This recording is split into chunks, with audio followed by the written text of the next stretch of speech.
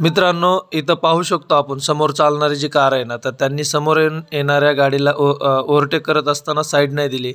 तर काही वेळी आपण नियम पाळण्याचा प्रयत्न करतो, पण आपण आपल्यावर आल्याच्या नंतर आपण नियम पाळत नाही. आता समोरून येणाऱ्या गाड्यांचे हेडलाईट पाहू शकता, त्यांनी किती हाय बीमवरती गाडी चालवली. परत यांच्याकडे पांढरे पण लाईट आहेत, तर हे लाईट्स त्यांनी बंद केले पाहिजे होते.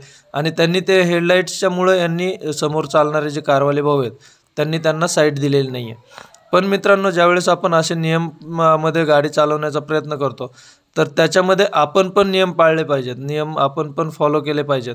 आता समोर पहा, सिग्नल आपला रेड आहे तरी पण ते भाऊ पुढे निघून गेलेत. आता ग्रीन सिग्नल झाला आहे, 2-5 सेकंद थांबा. आपण पण नियम पाळले पाहिजेत, नियम फॉलो केले पाहिजेत आणि नंतर गाडी चालवली पाहिजे. तर इथं पाहू शकता की तुम्ही समोरून येणाऱ्या गाडींनी हेडलाईट पहा की आम्ही ज्यावेळेस त्यांना सिग्नल दिला की अप्पर डिप्पर केलं, त्यावेळेस त्यांनी पण आपली हाय बीमची लाईट लो बीम केली. तर असं थोडंसं सहकार्य केलं पाहिजे. आता हे ट्रॅव्हल्सवाले भाऊंनी पण पहा किती हेडलाईट लावून ठेवलेत.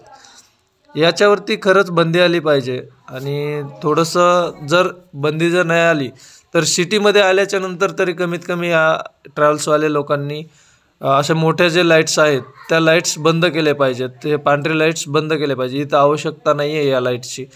समोरून येणाऱ्यांच्या डायरेक्ट डोळ्यावरती लागतं आणि सिटीमध्ये थोडेसे गाड्यांची संख्या वाढते, तर त्यावेळी आणि आवश्यकता नसते. स्ट्रीट लाईट आहेत इथं, परत तुम्हाला स्पीड पण कमी असतो. तर अशा ठिकाणी आपल्याला जे पांढरे लाईट आहेत त्यांची आवश्यकता नाही आहे. आता इथं सिग्नल माझा रेड झाला आहे, त्यावेळी समोरचे बघा, समोरून येणारे जे भाऊ आहेत ट्रॅव्हल्सवाले भाऊ, आपली मोठी गाडी आहे, तर त्यावेळी तिथं सिग्नल सकाळी असो किंवा दुपारी असो किंवा दिवसा असो किंवा रात्री असो, सिग्नल हा फॉलो केलाच पाहिजे.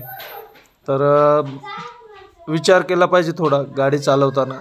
जर तुम्हाला योग्य वाटलं आपलं टॉपिक तर आपल्या चॅनलला सबस्क्राईब करा.